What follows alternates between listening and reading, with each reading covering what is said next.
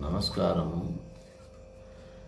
కడప జిల్లాలోని వెలిసిన గోవింద, దేవుని కడపలో వెలిసిన గోవింద, గోవింద హరి గోవింద, గోకుల నందన గోవింద, చెట్టుపల్లిలో వెలిసిన గోవింద, శ్రీనివాస గోవింద, రాజంపేటలో అన్నమయ్య సంకీర్తన రాసి గొప్ప తెచ్చు గోవింద, రాజంపేటలో అన్నమయ్య పుట్టినవాడు గోవింద. అన్నమయ్య పుట్టాడు కాబట్టి అన్నమయ్య సంకీర్తనలు వెంకటేశ్వర స్వామి రాశాడు కాబట్టి గోవింద. 5,000 సంకీర్తన రాసి ప్రియభక్తుడయ్యాడు కాబట్టి గోవింద.